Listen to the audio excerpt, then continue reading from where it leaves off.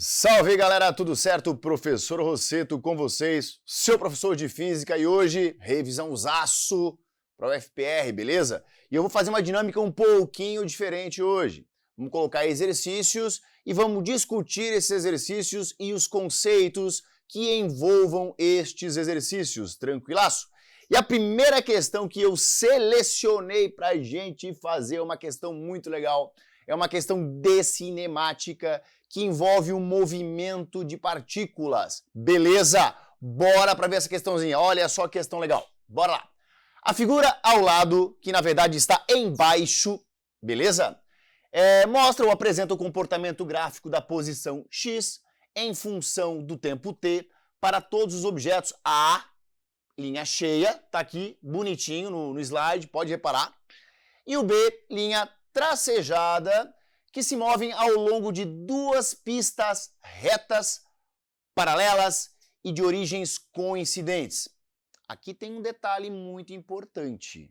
Aqui tem um detalhe muito importante. Qual é esse detalhe? Gente, o negócio é o seguinte, olha só. Não há possibilidade de eu identificar o tipo de trajetória de uma partícula olhando para o gráfico. Não dá, não tem como. Como assim, Rosseto? Eu não entendi. Ah, a trajetória é reta olhando para o gráfico? Não dá para cravar. Professor, ainda não entendi. Bora pro quadro aqui, que é outro quadro que eu vou mostrar para vocês um negocinho aqui bem legal. Olha só que massa isso aqui. Pensa o seguinte, o cara vai lá e mete um gráfico dos espaços em função do tempo. E é um tempo isso, tá? É um tempo isso aqui, ó. Aí o cara vai lá e coloca, sei lá, algo assim, ó. E ele te pergunta, olha, a trajetória do móvel representado aqui é curva. Aí o aluno vai, né? Não dá para dizer. Não tem como dizer. O tipo de trajetória, você só vai ter condições de dizer se o enunciado do exercício te disser. Por exemplo, o gráfico abaixo dos espaços pelo tempo mostram como se comporta uma partícula que descreve uma trajetória retilínea, blá, blá, blá, blá. Então ele tem que dizer essa informação no enunciado. Se ele não disser no enunciado, não tem como cravar. O gráfico, ele apenas me mostra os módulos, valores numéricos, não mostra para que lado, se é reto, se é curva, esse tipo de coisa, não tem como dizer, tipo de trajetória, né? Melhor dizendo ali. Então vamos voltar lá para a questão? Vamos lá para outro slide? Então vem comigo, olha só.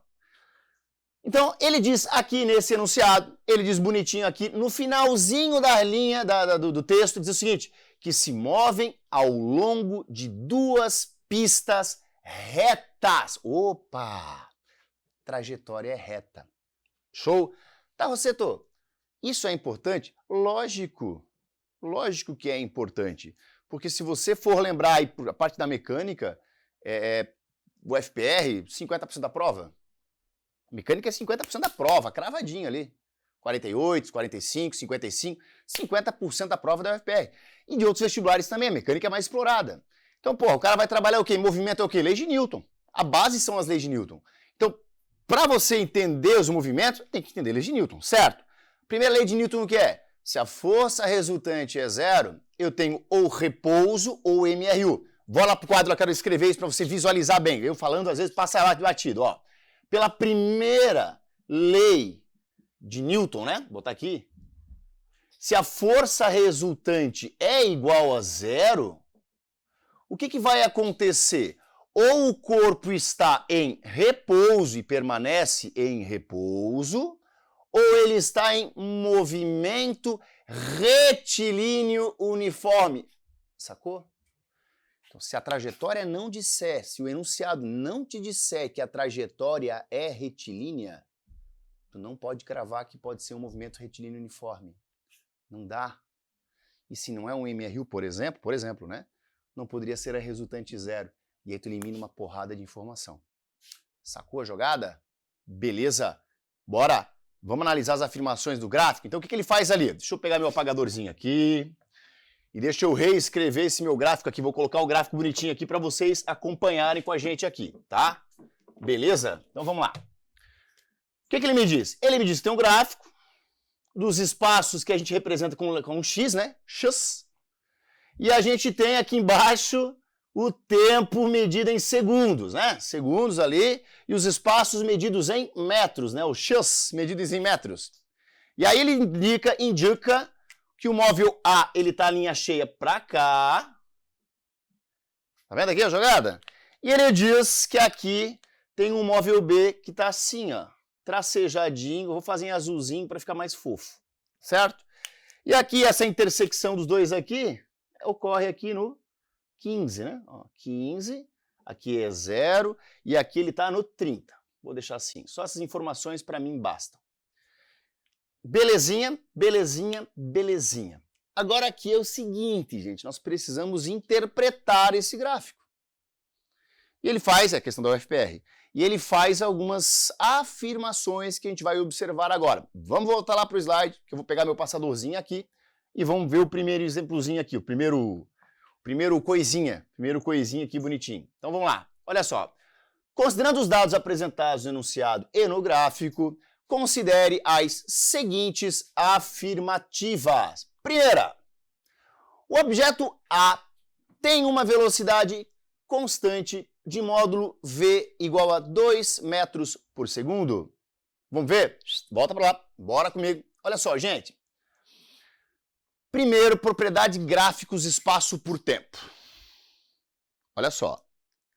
Tem algumas propriedades que são legais de vocês gravarem, tá? Tem algumas propriedades que é bom a gente dominar, principalmente dentro dessa cinemática, tá? A primeira é a seguinte. No gráfico espaço por tempo, quanto mais inclinada a reta, mais rápido está o carro. Mais rápido, tá? E essa inclinação, que é o coeficiente angular, é a velocidade. Numericamente igual, né? É a velocidade. Mais inclinado, quanto mais inclinado, mais rápido. Tá compreendendo a jogada? Então, se eu pegar essa linhazinha vermelha aqui que eu fiz, que é o movimento do A, e calcular essa inclinação aqui, ó, eu meter esse coeficiente angular aqui, ó, eu vou ter numericamente a velocidade. E o coeficiente angular, o que é? A tangente desse ângulo, né? E a tangente é o quê? Cateto oposto sobre cateto adjacente.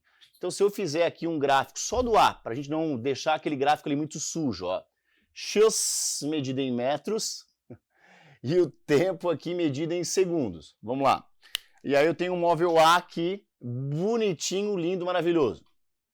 E aí ele bota que aqui é 30, e aqui é 15. E aqui é 0, olha só. Gente, se eu calcular essa inclinação, coeficiente angular aqui, olha só que bonitinho. Vou pegar o ângulo aqui, ó. A tangente desse ângulo é numericamente igual, eu não gosto de falar velocidade, eu prefiro o termo rapidez, tá? Mas tudo bem, bota lá. Quanto mais rápido, né? Beleza, vou deixar assim. Então quem é a tangente ali? Tangente é o cateto oposto, ó. Quanto é que vale isso aqui? Esse aqui é o meu ΔX, né? Ó. ΔX. Sobre quem é o cateto adjacente? Tá aqui, ó, meu ΔT, ó. Não é o famoso Deus vê tudo ali? Espaço sobre tempo, né? ΔS sobre ΔT? Maravilha. Então eu vou ter uma velocidade de quê? Variação de espaço aqui foi do 0 até o 30, em um intervalo de tempo de 15 segundos. Portanto, aqui a minha partícula tem uma velocidade de mais 2 metros por segundo. Tá, Rosseto, por que mais?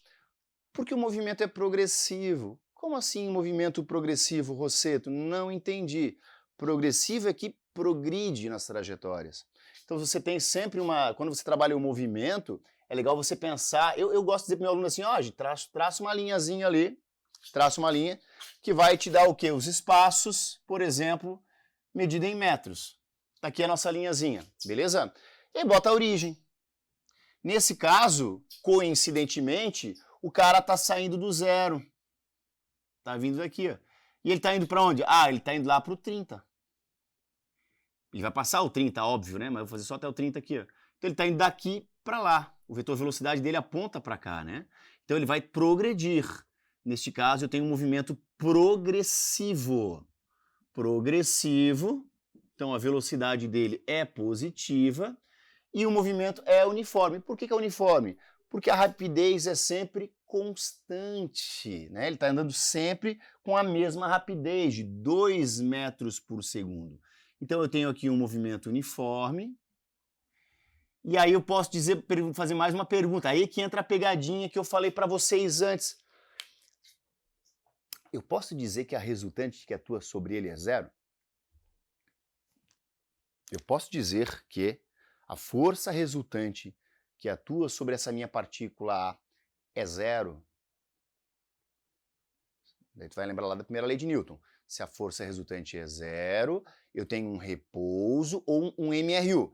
Em repouso é óbvio que ele não está. Sobe a segunda opção. MRU, movimento retilíneo uniforme. Ele está em movimento e o movimento é uniforme. Ele é retilíneo? É, o enunciado falou. O enunciado disse que a trajetória era retilínea. Não tem nada a ver com isso aqui, ó. Tá? A trajetória é retilínea, porque o enunciado disse. Essa linha retinha aqui, sem alteração na inclinação, diz que o movimento é uniforme. Bom, game over nessa afirmação. Ficou claro, gente? Ficou. Beleza? Então bora, que eu vou voltar pro próximo slide, próxima afirmação, tá? Deixa eu passar pro outro quadro, outra sala. Fui. Então bora lá, olha só, aqui ó, aqui eu tenho mais uma observaçãozinha. Deixa eu pegar meu passador aqui. Opa, não é o passador esse aqui. Deixa eu achar o passador onde é que eu larguei. Tá no meu bolso, tá aqui. Deixa eu achar aqui, bonitinho. Achei. Quem faz ao vivo, né? Acontece essas coisas. Então bora lá. Verdadeira afirmação então, certo? Bora! 2. Os objetos se encontram no instante 15. Outra questão legal para você trabalhar. Quando eu trato de encontro de móveis, porra, se eles se encontram, significa que eles estão no mesmo lugar, né? Tu não vai marcar o encontro com uma pessoa, tu num lugar, outro cara em outro lugar. Não, né? Tem que marcar no mesmo lugar. Então olha se no instante 15, cadê o gráfico? Tá aqui, no instante 15, as partículas estão no mesmo lugar. Estão, né? No instante 15, o A está no 30 metros e o B também está no 30 metros. Opa, fechou. Isso aqui não tem nem que discutir. Beleza? Não tem nem que falar sobre isso aí. Próxima afirmação, 3. O objeto B está parado? O objeto B está parado? Olha só, gente. Quando que eu tenho um movimento? Aí vai lá para a parte inicial da cinemática. É bastante informação, né? Lá para a parte inicial. Um corpo estará em movimento quando as posições ocupadas por ele em relação a um referencial mudam com o passar do tempo. Estará em repouso quando as posições não mudam. Então vamos lá. No tempo zero, onde é que o B está? No tempo zero, o B está no 30.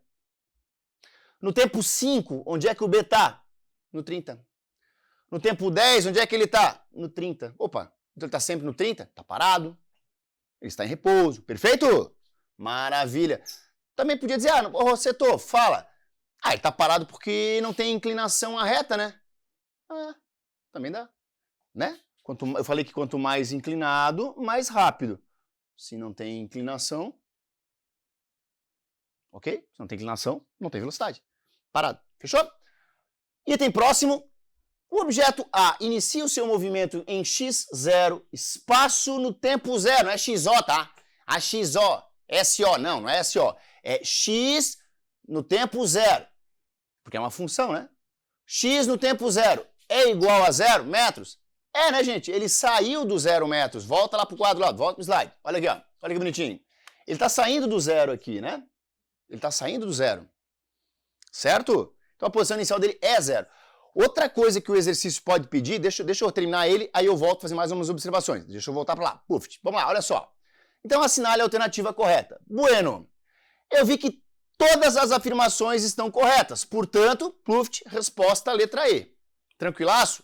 Outra coisa que o cara pode pedir num exercício como esse é a função horária do movimento. Bota aqui, olha só. Bora aqui, ó. Gente, olha assim, ó. Olha aqui, ó. O que é uma função horária? A equação horária, função horária, né? A função horária desse movimento seria o famoso sorvete, lembra? Que aqui não seria sorvete, aqui seria chorvete, porque é x. Mas enfim, usa a imaginação aí. A gente faz assim, né? S igual a S0, S no tempo zero, mais a velocidade vezes o tempo. Olha só.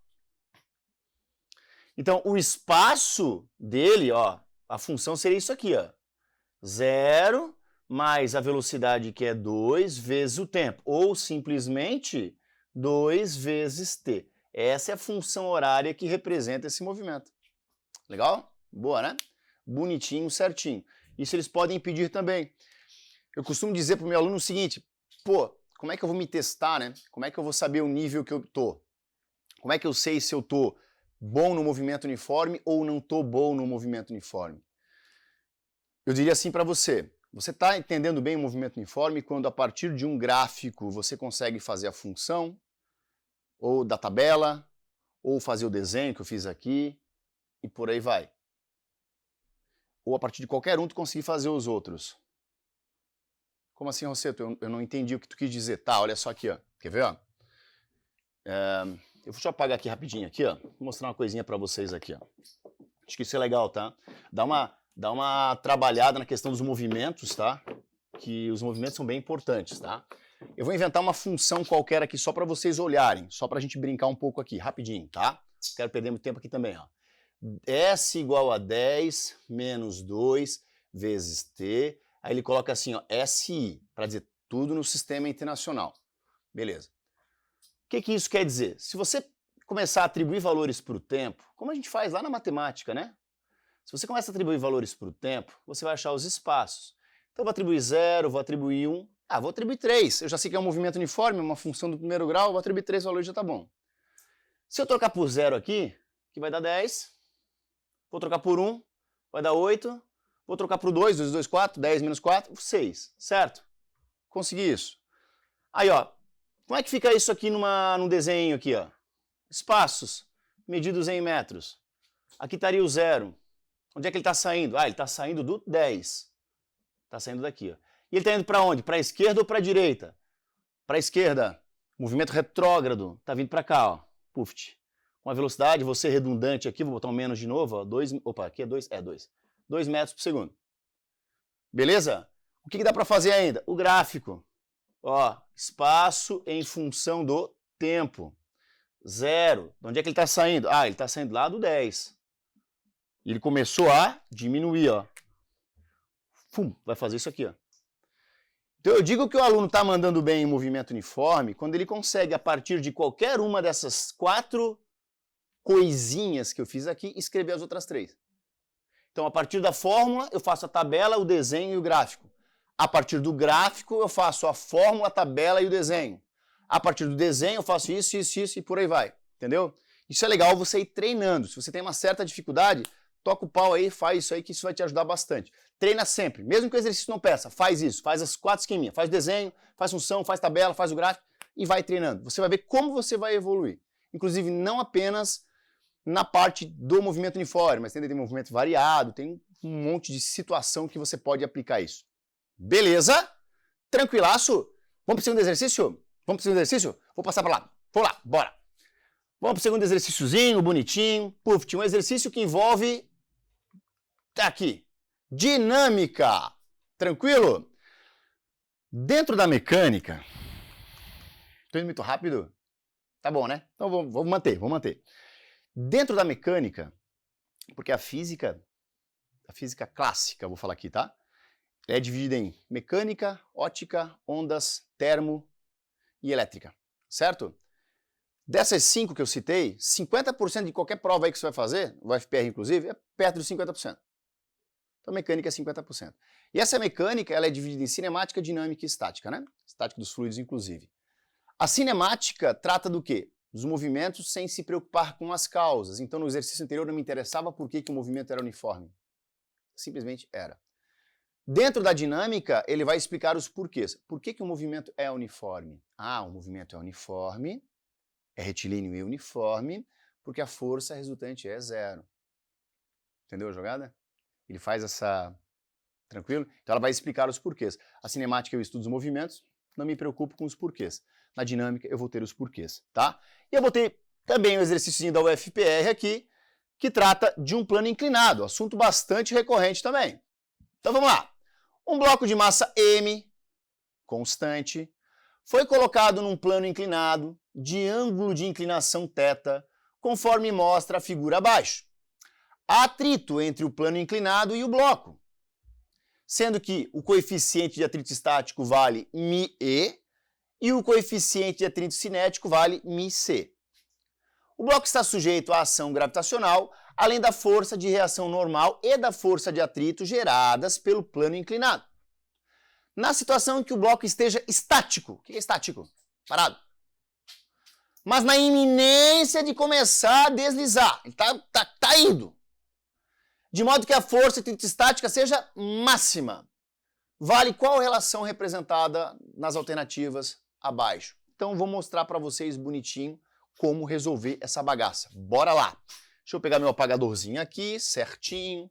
Deixa o tio Rosseto apagar aqui o quadro, lindo, maravilhoso. Ô Rosseto, fala, é importante eu trabalhar com as leis de Newton, dar uma revisada? Claro, cara, tem muita aplicação no dia a dia. Tu vai para pensa assim, ó, porra, tem três leis de Newton, né? Tem muita coisa que o pessoal erra. Então, aplicações da primeira lei de Newton, cinto de segurança, encosto de cabeça, tem que se ligar. Ok? Segunda lei de Newton, resultante diferente de zero, vai ter aceleração. Terceira lei de Newton, ação e reação. Reação, ação e reação, mesmo módulo, mesma direção, sentido contrário. Toma cuidado, agora eu vou falar uma coisa que vai deixar vocês com o cabelo em pé. A força normal não é reação da força-peso, tá? Não é. Já vou explicar o porquê, tá? O tio vai mostrar para vocês. Então, tio é triste, né? Mas vamos lá, bora. Vamos lá, exercício 2 aqui. Vou pegar o plano inclinado aqui, bonitinho aqui. Puft, tá? Ele falou que esse ângulo aqui é θ. Ele falou que o ângulo é θ. Ele botou o corpício aqui, bonitinho. E olha, mesmo que ele não tivesse dito, vocês teriam que ser capazes de representar as forças que estão atuando nesse bloco. E aí é o seguinte, gente, olha só, eu vou ter que falar um pouquinho das duas primeiras leis de Newton, vou até falar das três leis que elas são importantes aqui pra gente, tá? Olha só, já falei antes, né? A primeira lei de Newton, princípio da inércia, né? Princípio da inércia. Se força resultante for igual a zero, ou seja, o sistema está se o sistema estiver em equilíbrio, ó, equilíbrio. Este equilíbrio pode ser estático ou dinâmico. Estático quando ele estiver em repouso e permanecer em repouso. Ok? Quando eu jogo uma canetão para cima, ele vai lá em cima, ele para instantaneamente. Mas a resultante não é zero, porque ele não fica parado. Então ele tem que estar e permanecer em repouso para satisfazer essa condição de equilíbrio. Ou ele vai estar em movimento retilíneo uniforme. Inércia é a tendência que um corpo tem de manter seu estado de repouso ou de movimento. Tranquilaço. Isso vocês já devem saber. Segunda lei. Princípio fundamental da dinâmica, FR igual a M vezes A. Ou seja, quanto mais resultante, mais aceleração o sistema vai ter. E é aqui que tem um problema que é um balaio de gato, que a galera se confunde, que Jesus Cristinho não sabe o que fazer. Por quê? Porque olha só, a resultante, eu posso analisar a resultante que está na mesma direção do vetor velocidade. Né? Então, por exemplo, vou fazer um esqueminha aqui. Eu faço sempre meus alunos, a galera entende melhor quando eu faço isso. Então, vamos lá. Vou fazer 4 situaçõezinhas aqui para ver se vocês vão acompanhar.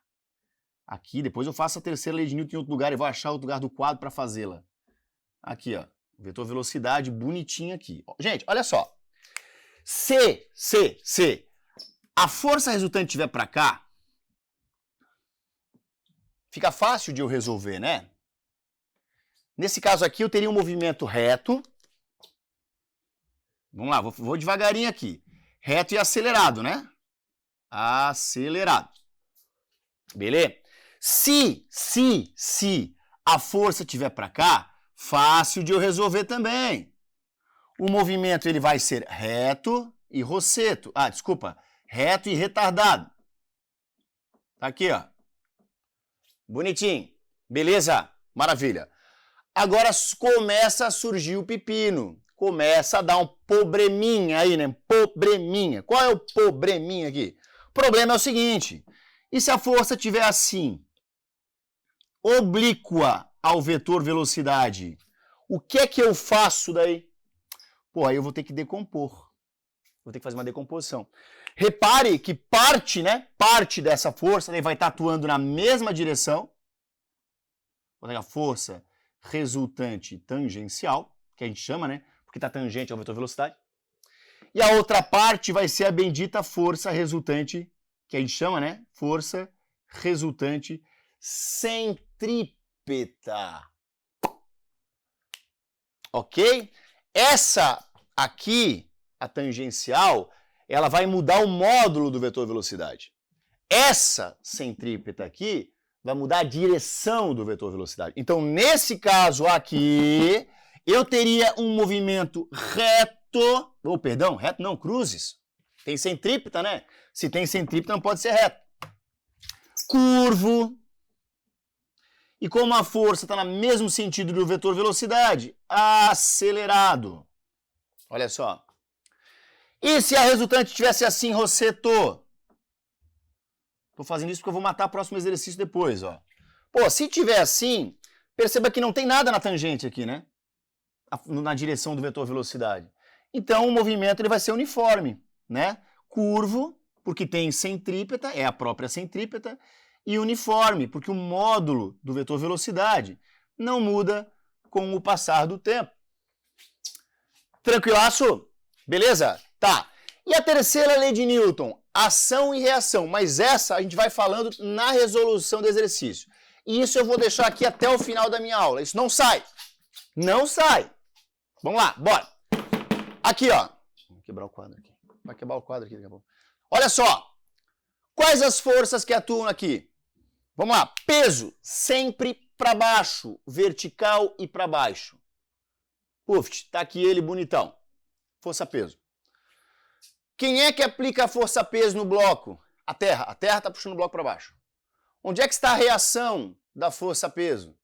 No centro da Terra. A Terra puxa o bloco puxa a Terra. Na direção perpendicular à superfície, vou traçar uma linha perpendicular à superfície aqui. É para ser perpendicular. Há uma força que a gente chama de força normal. Por que ela recebe o nome de normal? Porque é normal à superfície, perpendicular à superfície. Então não pode ser reação do peso, né? Ação e reação, mesma direção, mesmo módulo, sentidos opostos. E o bloco não está deslizando por quê? Porque tem um atrito para onde? Um atrito para cá. Tá aqui o FAT, gente, ó. Tá aqui a força de atrito. Que bonitinho, né? Olha só que coisa mais meiga. Aí o que ele quer no exercício? Ele quer que você determine, deixa eu voltar lá, deixa eu ler o exercício de novo, deixa eu voltar aqui, deixa eu voltar aqui rapidinho. Na situação em que o bloco esteja estático, mas na iminência de deslizar, de modo que a força de atrito estático é máxima, vale qual relação? Ele quer saber o coeficiente de atrito estático, um μ. Beleza, vamos lá. Das três forças que estão aqui, eu conheço a fórmula de duas. Eu sei que o peso é a massa vezes a gravidez, certo? E a força de atrito é o coeficiente de atrito vezes a força normal. Isso eu sei. E a normal, Rosseto, tem como eu saber quanto vale? Tem uma fórmula específica? A normal não. A força normal, ela vai depender do teu contexto, né? Nesse caso aqui, o que a gente precisa fazer, lembra? A gente tem que decompor o peso, né?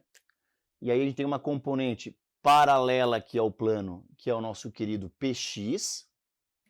E a gente tem uma componente perpendicular ao plano que está para cá, que é o nosso querido Py. O Px e o Py, né? Se você aplicar aí, fechar o triângulozinho certinho aqui, você vai perceber que esse ângulo aqui também é θ, é igual a esse aqui, ó. E aí você vai fazer que o Px é o peso vezes o seno do ângulo e que o Py é P vezes o cosseno do ângulo. Eu não vou provar isso, aí né, é o mínimo que a galera já tem que saber aí, né, gente? Bora? Então, olha só, se eu representei o Px e o Py, vou fazer uma mágica aqui. Não tem necessidade de eu botar o peso. Então eu vou ignorar o peso aqui. Ó. Olha só. Olha como o desenho fica mais clean, mais fofo. Ó. Vou apagar aqui, ó. Apaguei o peso, ó. Olha como fica legal agora. E ele diz que o bloco está parado.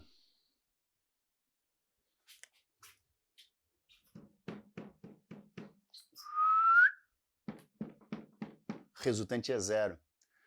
Para resultante ser zero, meus jovens, de cara, a normal tem que ter o mesmo valor do PY.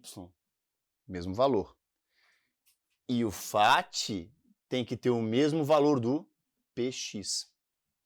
O que o exercício quer? O exercício quer o coeficiente de atrito. Ó. Onde é que está o coeficiente de atrito? Aqui, ó. Então eu vou abrir essa fórmula. Olha só. O μ, que eu quero, vezes a força normal, igual ao Px, que é P vezes o seno do ângulo de inclinação. Beleza? Fechou. Então, olha só. Aí nós vamos ter que forçar, né? Se você reparar aqui, a gente não tem nas opções de resposta normal e não tem o peso. Então, nós vamos ter que melhorar um pouco isso aqui, certo? Essa normal aqui é igual a quem? É igual ao PY. Tá aí? Cadê? Tá aqui, ó. A normal é igual ao PY. E quem é o PY? Tá aqui. P vezes o cosseno. Ah, então no lugar da normal, ó, vou fazer passo a passo, ó.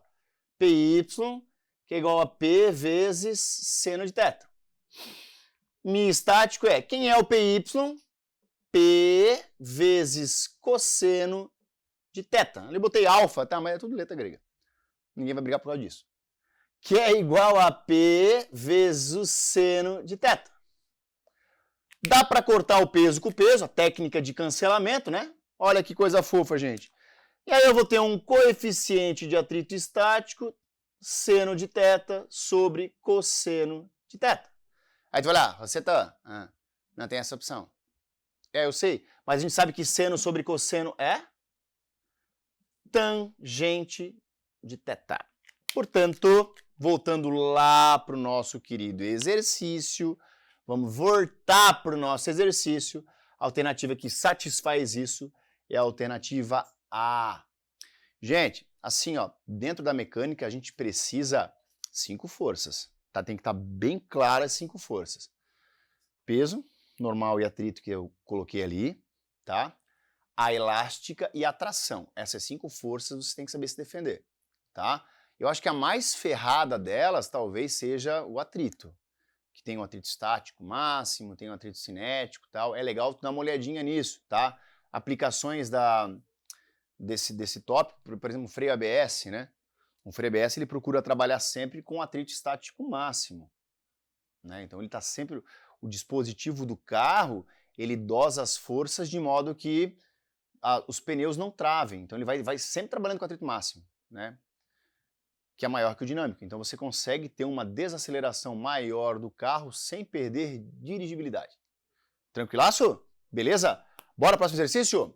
E o próximo exercício, gente, na minha opinião, é muito legal. É uma questão discursiva da UFPR de 3.000 anos atrás. Não, é muito tempo, é menos tempo. Eu não sei quanto tempo foi, mas é mais ou menos nos últimos 5 anos aí. Escolhi uma bem legalzinha pra gente trabalhar. Olha só. Olha que questão legal de eletromagnetismo, onde a gente precisa aplicar a regrinha da mão direita. Que questãozinha maravilhosa, não? Que delícia. Vamos lá. Uma partícula eletrizada com carga de módulo igual a 2 NCzão. N é o quê? Nanocoulomb. Nanocoulomb é a carga da bonita. É lançada, ó, de módulo, ó, perceba que ele falou módulo, então essa partícula pode ser positiva ou negativa, eu não sei. É lançada perpendicularmente em um campo magnético, formando 90 graus com o campo. Com velocidade de 2 vezes 10 na sexta metros por segundo, conforme ilustra a figura. Sabe-se que a massa da partícula é igual a 10 na menos 5 gramas e que a intensidade do campo magnético vale 10 na menos 1 Tesla. Aí o cara vai querer o quê? Ele vai fazer umas perguntas aí, né? Questão discursiva, vai querer tirar o couro do aluno. Certo? E a primeira coisa que ele pede é o quê? Puf, esta partícula é negativa ou ela é positiva? Então vamos fazer o quê? Vamos lá pro quadro. Eu vou apagar aquela coisinha que eu fiz ali. Bora pro quadrinho aqui. Vamos fazer bem bonitinho aqui, enquanto o tio Rosseto apaga aqui rapidinho esse pedacinho. Eu não vou apagar as leis de Newton que eu botei ali, que elas serão úteis agora. Tá? Esse tópico do conteúdo, ele trata de forças lançadas em campos magnéticos uniformes, partículas eletrizadas lançadas em campos magnéticos. Um cidadão chamado Ørsted, ele percebeu o seguinte: cargas elétricas em movimento geram campos magnéticos ao seu redor. Vou repetir. Partículas elétricas em movimento geram ao seu redor campos magnéticos. Então, gente, veja bem. Eu costumo dizer assim para os meus alunos. Pela terceira lei de Newton, daí que eu não botei aqui, né? Toda ação tem uma reação. E eu digo assim, ó, a força é casada. A força é casada. Não existe força sozinha. Ela sempre tem seu par, né? Não tem como eu aplicar uma força de mim sobre mim mesmo. Peraí, eu vou me levantar aqui, vou puxar meu cabelo. Não vai levantar. Então tem que ter alguma coisa com a qual eu posso trocar força. Como assim, Rosseto? Quando eu caminho, eu troco força com o chão. Eu empurro o chão para trás, o chão me empurra para frente. Quando eu nado, eu empurro a água para trás, a água me empurra para frente. Quando um helicóptero voa, a hélice empurra o ar para baixo, o ar empurra a hélice para cima. Por isso que o helicóptero não voa no vácuo. Na Lua, o helicóptero não voaria. Tranquilo? Beleza. Então sempre tem alguém com o qual eu troco força. Beleza.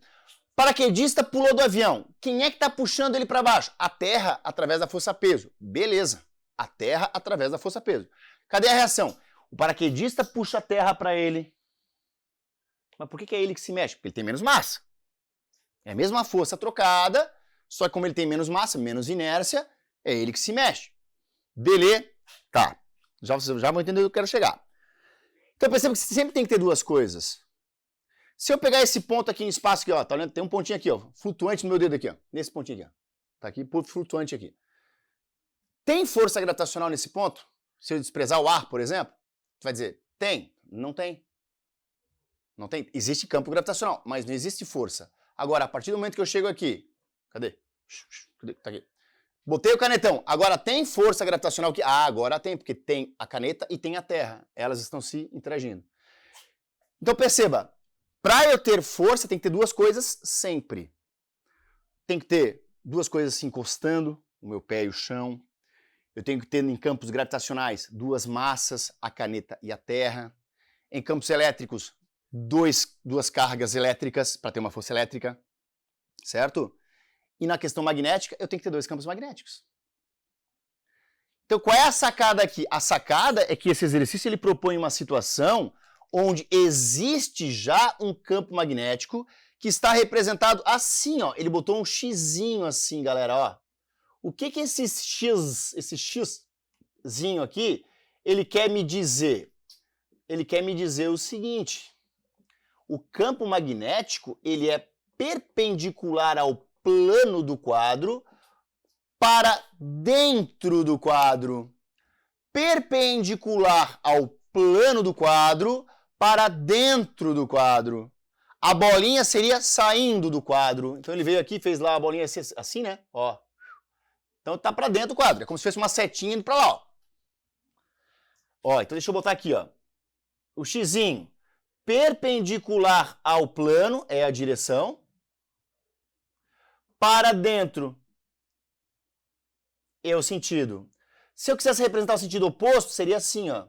Perpendicular ao plano para fora do quadro. Saindo. Xizinho entrando. Beleza? Isso vai ser útil para a regrinha da mão direita que eu vou mostrar para vocês. E ele vai lá e mete uma partícula aqui. Ele não diz que partícula é, se ela é positiva, se ela é negativa. Ele simplesmente diz que o módulo dela é aquele valor que ele deu ali. Ele diz que a velocidade está aqui. E ela diz que a partícula descreve esse movimento aqui, ó. Ele faz isso aqui, ó. Algo assim. Correto? É isso que ele fala. E ele pede para a gente dizer se a carga é positiva ou negativa. Muito bem, agora vamos lá para a regra da mão direita, que é o calcanhar de Aquiles da galera toda. Eu gosto de usar a mão direita. Tá legal? Tem professor que usa a mão esquerda, tem professor que usa as duas, direita e esquerda. Eu, por opção, eu apaguei da minha memória a mão esquerda e passo para meus alunos sempre a mão direita, porque ela vai funcionar sempre e não vai ter confusão para misturar coisa lá na frente. Então, basicamente é o seguinte: mão espalmada, dedão aqui aberto, formando 90 graus com os demais dedos, espalmadona assim, ó. que é a famosa regra do tapa lá na frente, né? Ok? Beleza? Tá. Os dedos aqui, eles vão indicar o campo magnético, para onde o campo magnético está indo, certo? Apontando a orientação. O dedão me indica a velocidade e a força magnética, ela vai estar na palma da mão se a carga for positiva e no dorso da mão se a carga for negativa.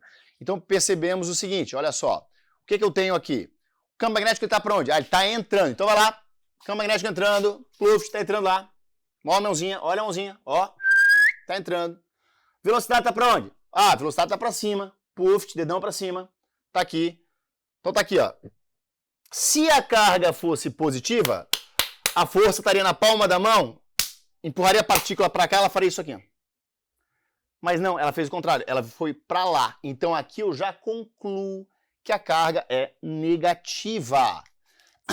Então, na letra a carga é negativa, regra da mão direita. Perfeito? Deixa eu tirar os demais dados da questão aqui rapidinho para não me perder. Deixa eu voltar ali rapidinho para eu tirar os dados, tá? Vamos ver. Ele dá que o valor da carga é... Pode botar na tela ali essa imagem que eu vou colocando aqui, ó. Ele diz que a carga vale 2 nanocoulombs, então menos 2 vezes 10 na menos 9 coulombs, já vou fazer a transformação correta aí. Ela foi lançada com uma velocidade de 2 vezes 10 na sexta metros por segundo, já está no sistema internacional, conforme ilustra a figura. Sabe-se que a massa da partícula é igual a 10 na menos 5 quilogramas. Olha que coisa fofa. Quilogramas não, né? Gramas. Vou ter que passar para quilo, hein, galera? E que o campo magnético vale B igual a 10 na menos 1.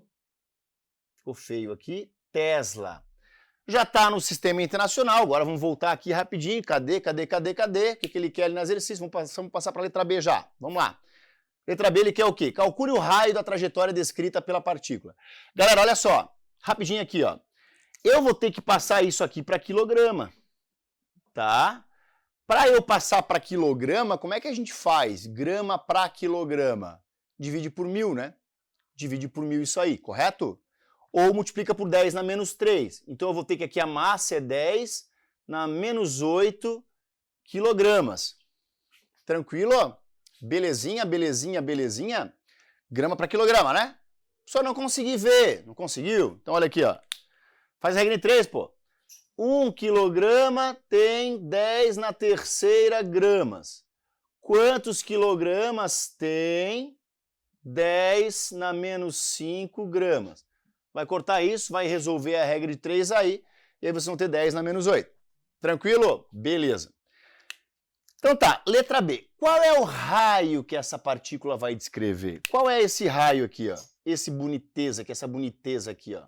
Linda, maravilhosa aqui, ó. E aí que vem a jogada de você entender bem isso aqui, ó. Essa segunda lei de Newton, tá? Se a força ou componente da força estiver na mesma direção do vetor velocidade, o que é que eu vou ter? Eu vou ter um movimento acelerado ou retardado, se a força estiver na mesma direção do vetor velocidade, né? Se ela estiver só assim, perpendicular ao vetor velocidade, eu vou ter um movimento circular uniforme. Um movimento circular e uniforme. Belezinha? E a força que vai atuar daí é a própria resultante centrípeta. É o que está acontecendo aqui. Porque a força magnética está no dorso da mão, né? Então a força magnética ela está para cá, ó. Ela está formando com o vetor velocidade um ângulo de 90 graus. Beleza? E aí, pô, tu tem que se ligar disso. O início da tua saída do exercício é exatamente essa. Força magnética é a força centrípeta. E como é que eu calculo a força magnética? A gente lembra? Q vezes V vezes B vezes o seno de θ, que é o ângulo que ela forma ali com o campo, né? Velocidade com o campo, igual a força centrípeta. M vezes V ao quadrado sobre o raio. Olha o raio que ele quer. Então olha que coisa bonitinha aqui que dá para fazer, ó. Dá para cortar a velocidade aqui. Técnica de cancelamento, né? O ângulo, a partícula está penetrando perpendicularmente ao campo, então formando um ângulo de 90 graus. Seno de 90 é 1. Então isso aqui pode desaparecer também. Isso aqui desaparece também, né? Isso aqui é 1. Não faz diferença. Então aqui o que eu tenho daí? Olha só. Q vezes B igual a M vezes V sobre o raio. Eu vou meter o raio aqui já, ó. Vou passar ele dali para cá e vou escrevinhar a fórmula. Já vou botar ela aqui. Eu não vou nem substituir os valores ainda, ó. Eu quero mostrar uma coisa para vocês, ó. Isso já foi questão da UFPR também, da discursiva. Ele pedia exatamente o quê? Para eu provar como calcular o raio de uma trajetória, da trajetória de uma partícula que foi lançada perpendicularmente no interior de um campo magnético. Essa situação aqui. É isso que ele queria que vocês provassem, questão discursiva, tá? Tranquilo? Agora nós vamos resolver, vamos trocar o que o exercício me deu. Vamos lá, ele quer o raio, né? Vamos lá. A massa da infeliz a gente tem, 10 na menos 8. A velocidade é 2 vezes 10 na sexta. A carga, cadê a carga? 2 vezes 10 na menos 9. E, que mais ali? O campo, que é 10 na menos... Opa! Vou ter 2 pontinhos, não dá, né? 10 na menos 1. Agora, resolvendo isso, fica feio pra caramba resolver, né? Mas vamos lá, cortei, técnica de cancelamento. Em cima fica 10 na menos 2. Embaixo fica 10 na menos 10, o que vai dar um raio aqui enorme de 10 na oitava metros. Olha só, gente. Bonitinho, lindinho, maravilhoso aqui. Tá? Deixa eu ver se eu fiz tudo certinho. 10 na menos 8, 2 vezes 10 na mais 6, 2 vezes 10 na menos 9, que é o nanocoulomb, 10 na menos 1, que é o campo, 10 na menos 2, 10 na menos 10, fechou. Belezinha o raio. 10 na oitava metros. Beleza? Tranquilo? Porra, Cito, é complicadinho isso, né? É, cara, mas assim, ó, vou ser bem franco, o aluno me perguntar de supetão, Cito, qual é o raio da partícula lançada do campo magnético? Não sei, eu tenho que fazer. Então eu sempre lembro que a força magnética é centrípeta, eu vou abrindo e eu faço. Aí para mim é automático, eu já vou no piloto automático para fazer isso. Eu não perco tempo, tá? Vamos ver o que ele quer na letra C? Então vamos lá. Letra C, ele pede o quê? Calcule o período do movimento dessa partícula. Ai, Jesus Cristinho, agora ferrou meu campo. Período, Rosseto. Claro, gente, se eu sei que é um movimento, ó, é um movimento circular e uniforme, vai levar um tempo para completar uma volta inteira, né? Se for o caso, né? Nós vamos ter que calcular isso. Deixa eu só apagar. Agora eu vou apagar. Agora eu menti. Eu vou ter que apagar, não vai caber tudo a resolução no quadro. Então eu vou apagar isso aqui, bonitinho. E agora a gente vai precisar de lembrar de outro conceito. Lá do movimento circular e uniforme. Vocês estão vendo quanta coisa a gente trabalhou no único exercício? A gente trabalhou lei de Newton, a gente trabalhou conversão, simbologia da regrinha da mão direita, propriedade de notação científica, força resultante centrípeta, uma porrada de conceito, tá? Agora vem mais um pouquinho. Se ele está pedindo o período de um movimento circular uniforme, eu preciso me lembrar das expressões lá do MCU, lembra? Dentro do movimento circular e uniforme, a gente tem algumas expressões que são legais, né? A velocidade é 2 vezes π vezes r vezes f, a angular é 2 vezes π vezes f, o que mais? A relação entre as duas, que é essa aqui. Aí tem a do período, que é o inverso da frequência, tem da aceleração centrípeta, que a gente já viu, blá, blá, blá, e por aí vai. Certo? O que o cara quer no exercício? Ele quer o período. Ele quer isso aqui, ó. É o t que ele quer. Onde é que está esse bendito t? Junto com a frequência, ó. Então tá aqui o que eu quero, ó. Tá aqui o que eu preciso. Então eu vou ter que juntar isso aqui, ó. Por isso que eu já deixei isso prontinho aqui antes, ó. Olha que bonitinho. Olha só que fofa. Então eu vou pegar aquilo ali que eu já tinha feito antes, ó. R vezes Q de carga vezes B igual a massa vezes a velocidade. Quem é a velocidade? 2πrf. Olha que bonitinho. Corta os raios, tuft, tuft.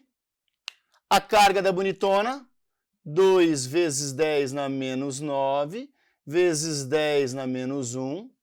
A massa, quanto é a massa do bonitão ali? 10 na menos 8, vezes 2 vezes π vezes a frequência. Frequência aqui, gente, é o inverso do período. Então, eu vou botar aqui sobre t. Olha que bonitinho. Vou passar para lá, né? Vai ficar... Que coisa feia, né? Já vou cortar o 2 aqui, né? Vou cortar esse 2 aqui, ficar mais limpinho o negócio aqui, né? Vai ficar, isso aqui é 10 na menos 10. Então, 10 na menos 10t igual a 10 na menos 8π. Passa ali o π, o 10 na menos 10, né? Ó, 10 na menos 8π dividido por 10 na menos 10, o que vai me dar um período de 10 na mais 2π segundos. Esse é o período do movimento dessa partícula aí. Certinho, gente? Galera, é isso, não tem que treinar. É que é muita informação. Eu resolvi diminuir a quantidade de exercícios, mas tentar trabalhar mais completinhos esses exercícios, tá beleza? Eu realmente espero que vocês tenham compreendido, que vocês tenham entendido a ideia da questão, beleza? E é isso, tá? Grande abraço para vocês aí, sucesso nessa prova que vocês vão fazer, revisem os conceitos legais assim, trabalhem bem, vocês são competentes e vocês vão com certeza conseguir um lugar ao sol, tá bom? Grande abraço, beijo do tio Rosseto, até a próxima, valeu!